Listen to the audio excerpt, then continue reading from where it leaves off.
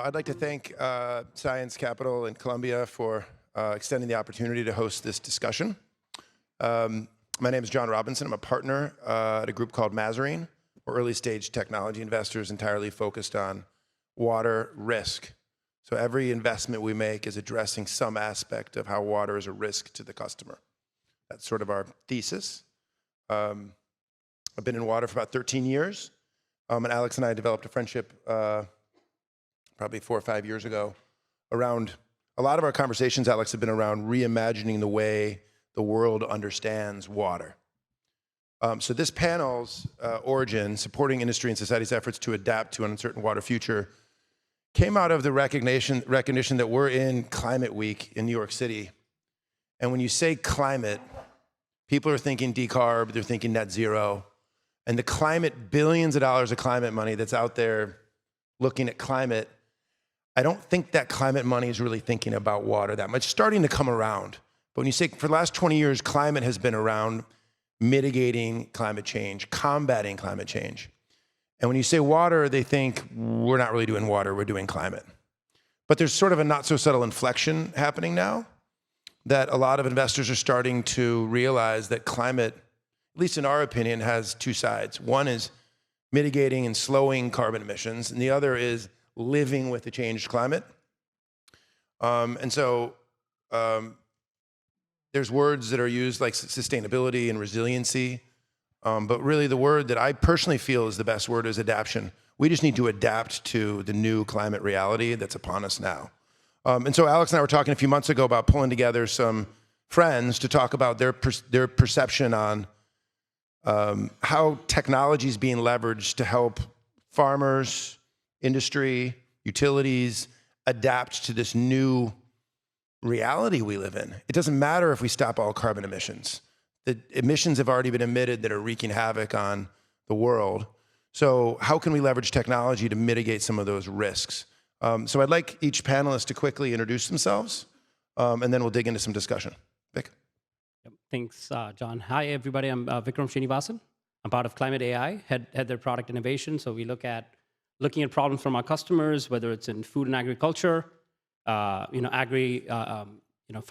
agri-commodities, energy, and so on, understand some of the pain points and come up with solutions that can help them with a platform. We focus on climate resiliency.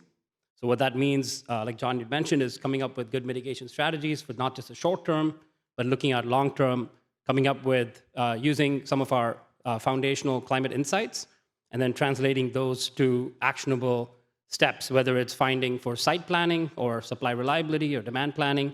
We can talk a lot more about that. We'll keep the intro pretty short, and then we'll come back to that. Thank you. Thanks, Chris. Hey, everybody. Chris Peacock. I'm the CEO and one of the founders of AQUAOSO Technologies.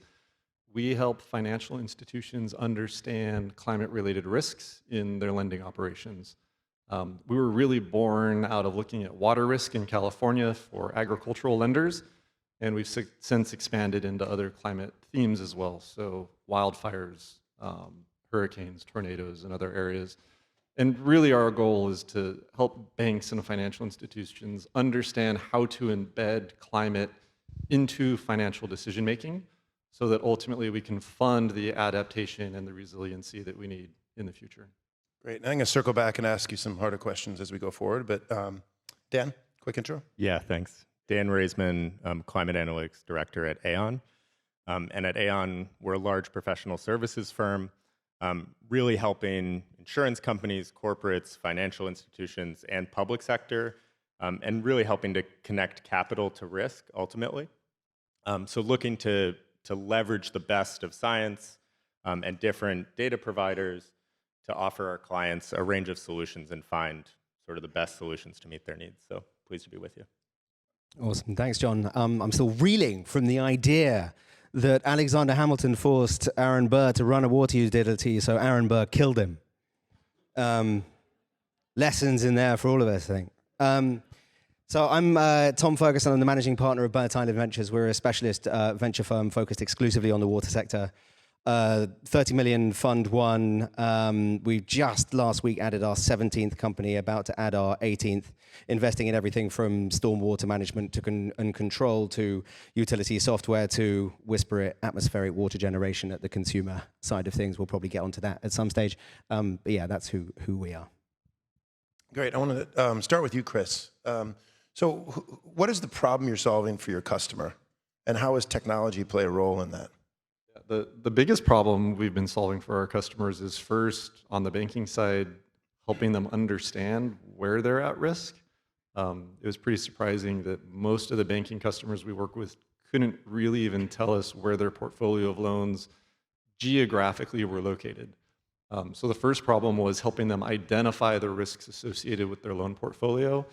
And then the second problem was really helping them understand the financial impacts of the climate risks that they were facing. And I'll use water as the prime example in California. What does drought mean to a particular farmer? And the answer to that is not as simple as, well, they're in a drought. It's much more complicated in that there's groundwater, there's surface water, there's regulations, there's water rights, there's like 10 different ways in which you can think about water on the farm. And then it's all dependent on the type of commodity that's being grown as well. So fusing all of that together to make really good decisions was the biggest challenge that we were solving for on the banking side. And in order to do that, we had to leverage technology. We had to leverage data that we had to go get ourselves, data that we could scrape from public sites, data from our customers. We bring in financial data, and then geospatial platforms as well. So a lot of the solutions that we provide are heavily data-driven, which rest on the backbone of Amazon, cloud providers, and others that we probably wouldn't have been able to do 10, 15 years ago. So does the outcome of your reports inform the farmer, him or herself, on how they can improve their likelihood of getting a loan? Or you just, I mean, it's the bank, but then the farmer themselves, they can also benefit from this analytics, correct? Yeah, almost all 30 plus of our customers on the banking side use our reports in conversations with their farmers. And they use the reports that we've generated as a way to really elicit good discussions around what are you doing on the farm? How can you mitigate certain practices on the farm?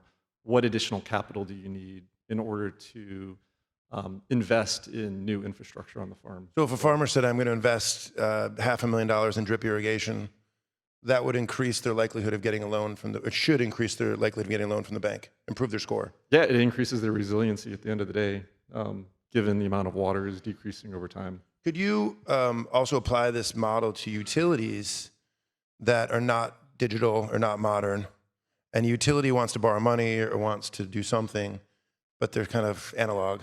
Could your scoring analytics help identify a good lendy city or a less lendy city? Have you thought about going into utilities?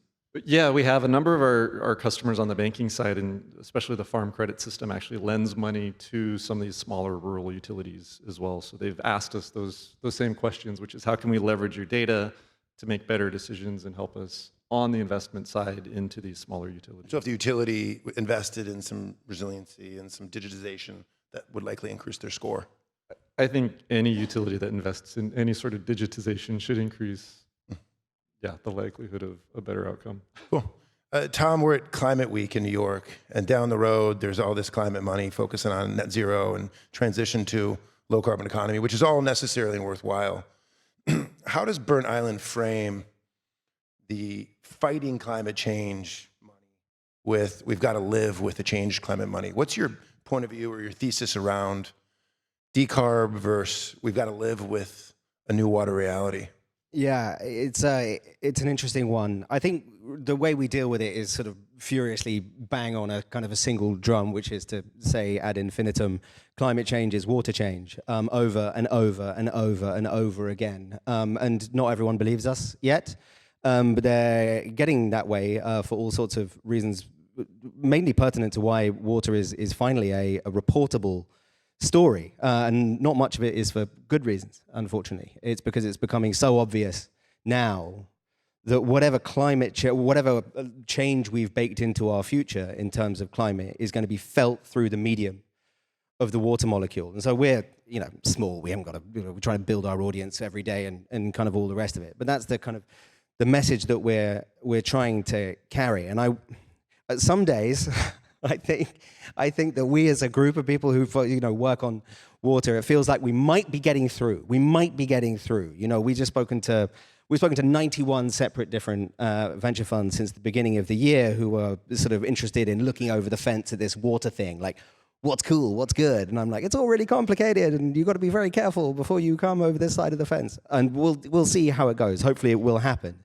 But two things happened pertinent to what you're saying. I was at a NASDAQ event yesterday with some pretty heavy hitters, and we were there all afternoon. The word water was never mentioned. The word drought was mentioned twice. The word flood was mentioned twice.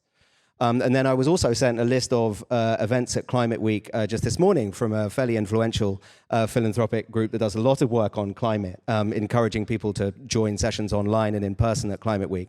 And I just sort of, out of interest, hit Control F and searched the word water, and it came up 0 times. We are not getting through. So I suppose the answer is I'm not doing as good a job as I probably should be. John? Within your portfolio of the 17 or 18 companies, are any of them focused on net zero for their customer? Do they have technology that helps them lower their carbon emissions? Net zero water or carbon? Net zero water. Net zero water. I suppose all of them relatively obliquely. We've got a few more now that are actually focused on the use. I'm always really interested in this idea of, and I think Chris is a great example of this as somebody who hasn't got caught up into this trap, is that a lot of entrepreneurs in water get caught up in this idea of their product. Entrepreneurs love products and often forget that product is simply a medium for the delivery of a value proposition.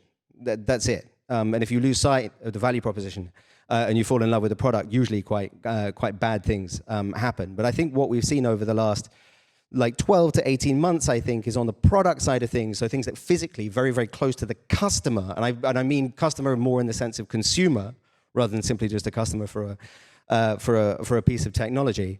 There's some really, really interesting things happening for people who want to really reduce their water use at home, but especially for those of you that represent large companies that are looking to actually get to net water zero or net water positive, which seems to be the more common target.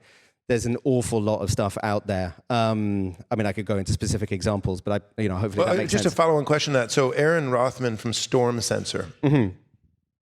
Storm Sensor is helping communities manage their stormwater and flooding. Mm-hmm. Is that company a water company or a climate company? It depends on whether or not she's fundraising. If they were under the climate vertical, it might be fetch a higher premium on valuation. No, absolutely. I think what's helpful with all of these companies, one of the things we look for, I found out about 10 months ago that there's the phrase "those who tell the stories rule the world" is both a paraphrase of a quote from Plato and a Native American proverb. It's really important when you're building technologies, and much more importantly, the companies that go around those technologies, that you're really good at telling your story and situating it for people who are in the business that John and I are, and obviously Chris and Vikram as well. Like, you really do, if you want to give yourself a proper chance at raising real money, as Aaron has and as Chris has and as Vikram has, you've got to be able to situate it in narratives that people understand. And people don't understand water. Water goes too quickly into the too hard pile, especially now that we're out the back end of an epochal bull market. We're in tough times and people are like, yeah, super interesting. Now it's not the time that we're going to try something that we do not understand. And so, as Aaron has done it really, really effectively, is that water companies absolutely should be situating themselves in the climate narrative. And if they're not, they're missing a trick. In the climate narrative, but not on the decarb side of climate. I mean, the coda is that there's such a thing as telling a story too well, and you let it stray into the area of fiction. Like, if you've got a decarb story to tell it. But if you don't try, because people will find you out. Dan, tell us a little bit about the kind of projects you're working on at Aon and how you're leveraging technology to generate value for the customer. Yeah, absolutely. So in terms of projects, I would say a few things. So one, we're really bringing, as I mentioned before, sort of the best of catastrophe modeling. So these models have existed in the insurance industry for 35 years. In addition, more recently, to introductions of new technology from the likes of Jupiter Intelligence, the Climate Service, or Fathom, to really understand, what is the risk sort of today, and what's it look like going forward, and applying that in different contexts to different use cases. So there's different, in terms of sort of project work related to that, that can come in different forms. A lot of support of parametric solutions. I think to an example of helping sovereigns, a cap on protecting Jamaica from hurricane activity that was launched last year. And triggers based on the wind, but obviously, as we're seeing this week with Fiona, water comes with wind, can be really impactful at sort of protecting upfront. Now, within Aon, does the word water industry or water problems come up much, or is it mostly climate problems, which is, as Tom said, it is water? Climate is water, but internally, is it mostly we're working on climate risks, and it's not really water risk? How do you see that internally at Aon? Yeah, so I would say it's sort of comprehensive. We look across all perils, and it really depends on sort of who the client is and what their need is. And to Tom's point before, I would say on our side, we're talking about flood and drought and wildfire, day to day, literally 10 times a day on each of those. So it's really about understanding, and on flood in particular, right? Flood risk is not going away. It's here today, irrespective of carbon emissions. And this week, we're talking a lot about carbon offsets. We're hearing a lot about carbon. And the reality is that there's a lot of risk today. There was a lot of risk yesterday. And it's about understanding those risks day by day, and also what that could look like in the future. So for somebody in your role 30 or 40 years ago, obviously there were floods and droughts and hurricanes 30, 40 years ago, and they were trying to understand those risks in being your role at Aon. What technologies have come along in the last few years that have helped you do your job more efficiently? AI or data science toolbox stuff, or what's going on? So I would say, probably the latest, going back 30 years ago, I would say catastrophe modeling was really one that gave the insurance industry in particular comfort with risk and allowed risk to be transacted. Allowing that comfort to understand risk allows people to get more comfortable with taking new risks. I would say the next step was really the push to incorporate sort of climate change into those models, and also this new development of startups focused on sort of looking at projecting forward and understanding how different RCP, SSP scenarios into the future look, and really downscaling general circulation models. And we've actually been partnering with Columbia to understand the impacts of climate change on US hurricane risk. We have other academic partnerships looking at science across different perils. But really, I would say sort of the move from these bottom-up catastrophe models that understand the actual physical risk and calculate a loss at the location level, and taking these new sort of climate data providers who are offering downscaled general circulation models to get at the chronic perils and better understand things that are more climate-linked. And then I think, to your point about AI, I think that the next step that we're going to see, and we've heard rumblings of this, is sort of using machine learning to understand trends in general circulation models and really get forward to understanding the interconnectedness across regions within a given peril. How does flood risk in Asia relate to flood risk in the US? Or how does cyclonic activity in Australia relate to activity in the Northwest Pacific? That sounds like a good, thanks for that. Sounds like a good segue over to you, Vic. Tell us a little bit about the kind of problems your customers have and what products you're bringing to mitigate those risks. Yeah, absolutely. So we'll start with the primary focus segment. So it's food and agriculture.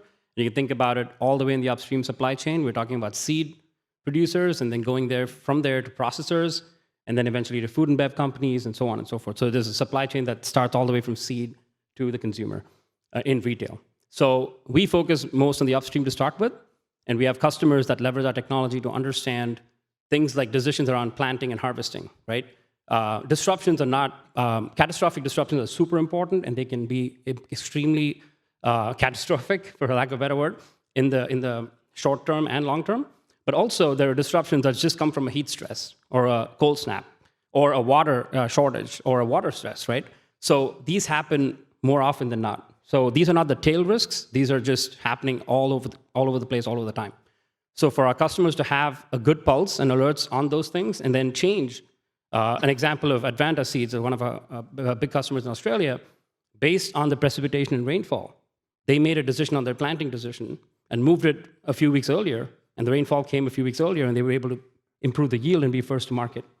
A simple decision like that to understanding and redesigning your supply chain based on, say, locations that are in the future not very suitable for the crops that require certain agronomic conditions. So if you can grow carrots today, in 10 years, that location you're growing carrots might not be optimal. There's another location in the world somewhere where that's optimal.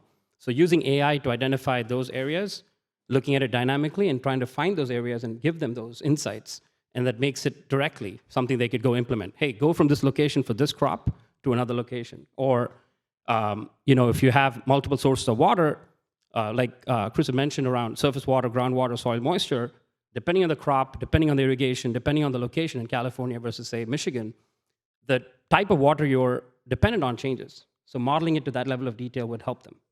Vic, there's a lot of people here who are in the utilities space and municipal water, drinking water and wastewater space. How could you leverage your tech to help owners and operators of utilities generate the same benefits that you're doing for ag? Yeah, absolutely. So the good news, at least, is in our technology, we have it 80%, I would call it, more agnostic of the vertical and 20% specific to the vertical. So the climate insights that we have can be leveraged for utility companies, energy companies, the same way as someone in agriculture would do it. So what we could provide would be insights around, first, bringing all the data in one place, synthesizing that around water across, say, the US, but even the globe, and then coming up with some key metrics around assessing water risk for each location at a granular level, and then being able to translate those, in terms of surface water availability, right? Because we hear climate and water, and we all agree that they're interrelated. Precipitation, snow melt, right? Snowpack melt, evaporation, all these things impact water directly.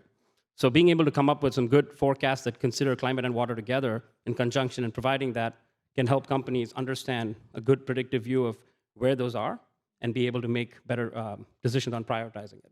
Chris, based on what Vic said, I mean, it sounds like there's a lot of synergies between your two organizations. How would AQUAOSO potentially partner with ClimateAi to generate even more benefit for the customer? Yeah, where would be the synergies there? Yeah, we've actually had some conversations over the last, actually even pretty recent last couple months. There's a lot of adjacency to what we're doing. They've got really great climate models, really great data sets.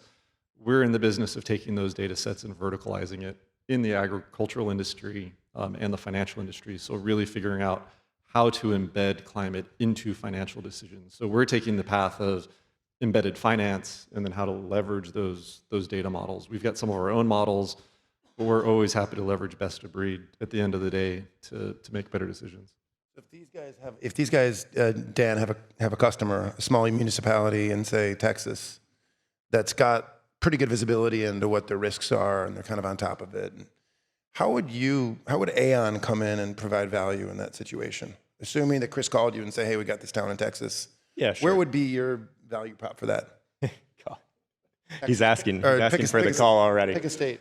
I think it would be about identifying the right product, and that's a unique custom solution for each need, and understanding what the needs of that municipality are and what sort of insurance product or what solution might help them to sort of access that capital.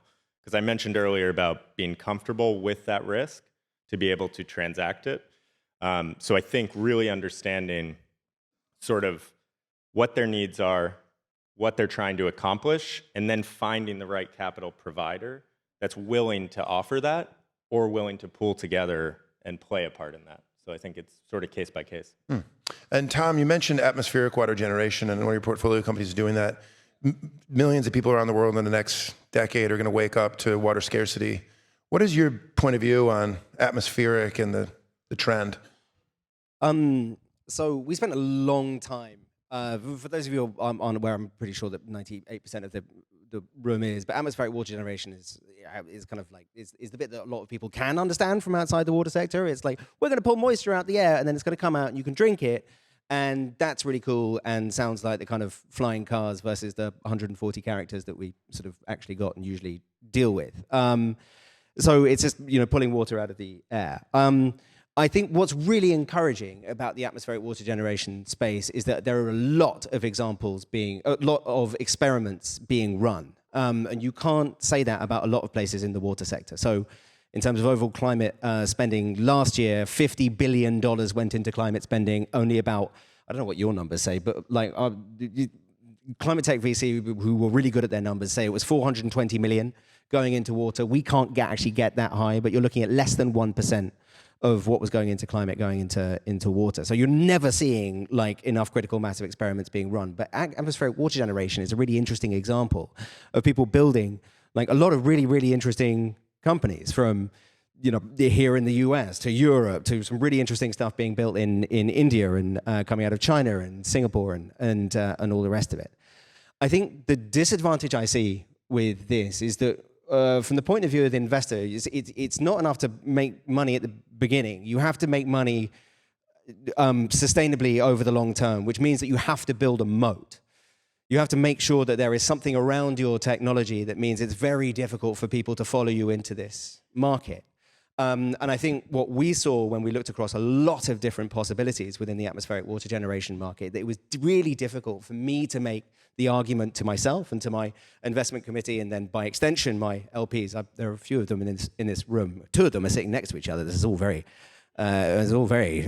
worrying. And so it just looks a little bit like potential margin compression to us over the long term, because it looks like it's the kind of thing that once you build it at scale, you're kind of just competing really against the sale of water, which is going to be like cheap and reliable and all the things that you need it to be.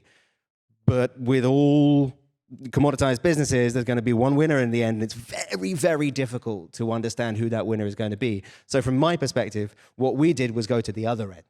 We decided that what we wanted to do was to go after people who had proven capital efficiency, were able to build something for the consumer, because you've got a proven willingness to pay for the consumer. There were all sorts of, I hope I'm not going to insult anyone here, but all sorts of tricky people in the sort of hills of Bel Air spending $350 a month on alkaline water, and the whole thing is very weird. Anyway, they're a total mark, I think, anyway, to go and give them a like shiny product that gives you alkaline water, but just pulled out of the air, that you can then follow the Tesla model of build something small for people who have a radically large willingness to pay, and then come down into the mass market once you get to the various size. So that's what we followed with a great company based in Los Angeles called Spout Ventures. But overall, I'm not only bullish on atmospheric water generation in terms of the adaptation into uncertain water future. I think it's an absolute non-negotiable. It gets laughed at by people in the water industry, and I think they're all wrong.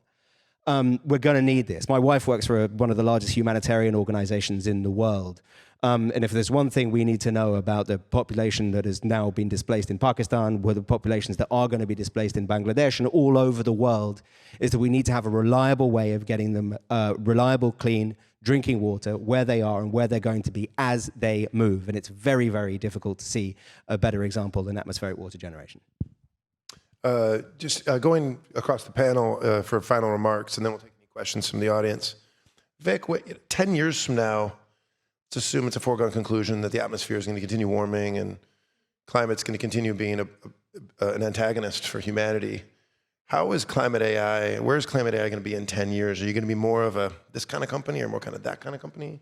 Where's the company moving in your mind? Yeah, I think right now, and we can extrapolate that, it's going to get worse, as food security and water security are the top two concerns. Like that's the lowest common denominator for all of us.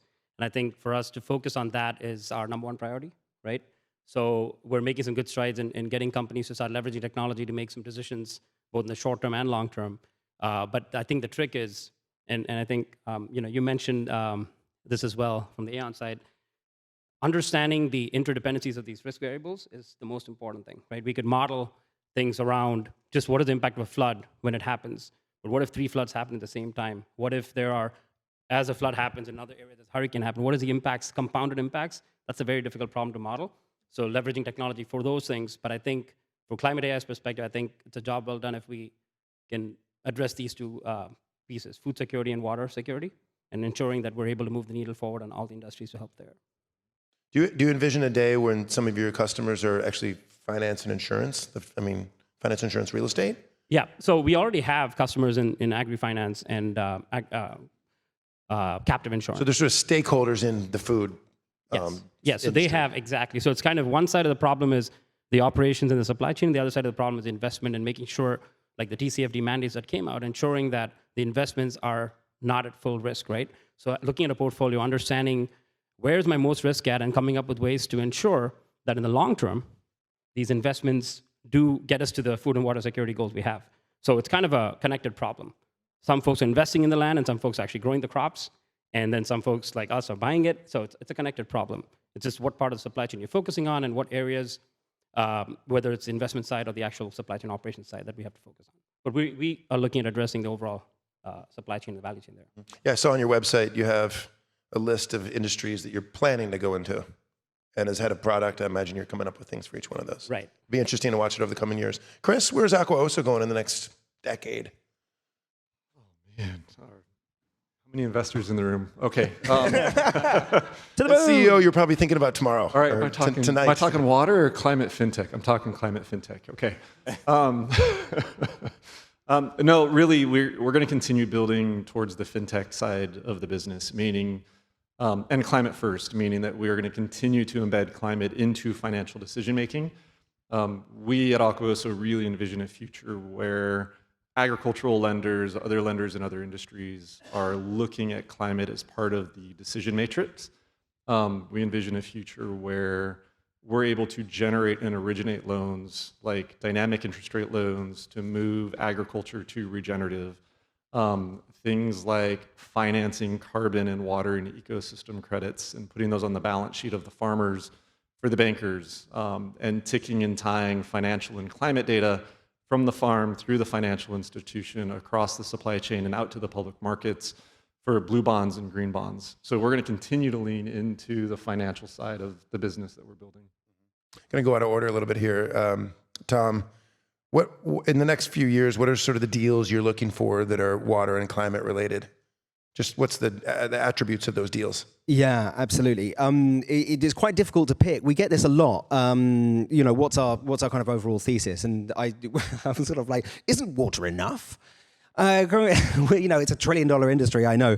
But if you'd ask me, our next two deals are going to be, I as a venture investor, I'm investing in a plumbing company. You heard it here first. Beagle Services. Anyway, there are all sorts of reasons why it's a good idea rather than a nasty idea. And then the next one is people who have actually really ripped up the script in terms of an actual revolution at the sprinkler head, which is a big deal for a whole bunch of different reasons. But really, I think that the best way to think about it for us is that we, rather than pursuing specific things, what we look for, and this is where this is technology, and I think if you have a takeaway from this from my side, it's always really important to ask not just about the technology, but it's what is the thought processes that underpinning that technology that's going to turn it into a business, because the technology is never enough.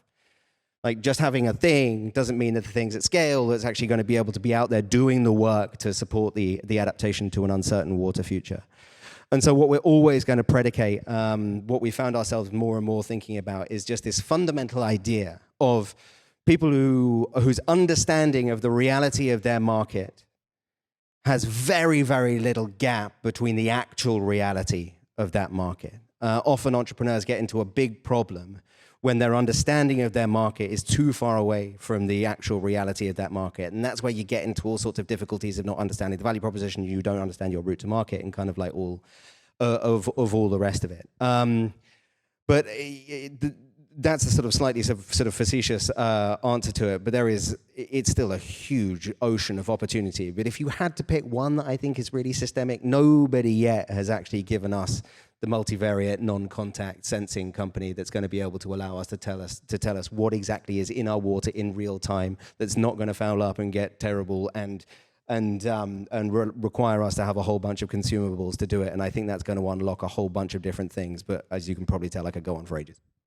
Thanks. And Dan, how could people, I mean, Aon's not in the water industry. So this event is kind of a little bit outside of your day-to-day activities. So how could people in here who are in water work with Aon to bring some value to their constituency or their customer? How would you advise people to reach out to you? Yeah, I mean, I would say that, I mean, as a professional services firm, we find sort of the best solution to meet a given need. And I would say we're absolutely in water, just in a sort of different way than we're talking about here. But flood modeling has come a long way. So there's a lot of different solutions for understanding, you know, hydrodynamic modeling on the ground, understanding where water can flow. And really, I'd like to see, you know, not only increase sort of investment going forward in the latest tools and technology, but also sort of helping to figure out how do we ensure and find good solutions for green infrastructure projects? How do we incentivize investment in, you know, mangroves, reforestation efforts, things that mitigate risk? You may have seen work on coral reef insurance in Mexico, a pretty cool project there. But I would say, you know, continue to reach out, and we have plenty of solutions to find to help meet a variety of needs. Great, thanks, Dan. Do we have time for one question from the audience, Alex, or are we? Anybody have a question for anybody on our panel? Or Alex has a question. No, Oh, there's coming in Slido, yeah. and I'll try to frame it here. So everyone talked about how slow-moving and archaic the water industry is. As technology investors and practitioners, what's the biggest challenge you see to get industry to buy into new technologies from your various perspectives? Can I? Is that, I'm always the only person here that doesn't blame the water sector. I think that one of the problems that we've had in the water sector is that we've never really had a margin of safety of the people who are driving the bus of building technology companies overall that are good enough to present this as a no-brainer to make sure that these things do get adopted. I think that what we're seeing now and it was touched on by one of the panel members earlier, that we're starting to see a pickup of the pace. And part of that is for sure that like we've been in a slow motion car crash in water for a really, really long time, and things are getting bad enough for us to now move faster. But from our perspective is we now have a margin of safety on the number and caliber of people who are building these solutions, who are making them good enough with a high enough ROI, making a good enough argument, doing a good enough job in the sales process, that you're starting to see things move, right? So it's a combination of the two, but I think the thing that really makes a difference is the people who are actually selling the things. My quick point of view on that, Alex, is that, and this might just sound like semantics or word choice, but water quality problems are really public health and safety problems. Sounds like COVID. I mean, it's a pandemic. Water quality is public health and safety. And when you frame a technology as water, people's eyes glaze over. When you frame it as public health and safety, people sit up in their chair straighter and they reach for their checkbook. So that sounds like, oh, it's just window dressing. You're just changing the wording. But I generally feel like companies that are getting traction are able to, as Tom said, able to frame themselves in a way that excites people instead of just saying we're solving water. That puts people to sleep. So that's our point of view on it, is a correct framing. Is there another question just to make sure that we get?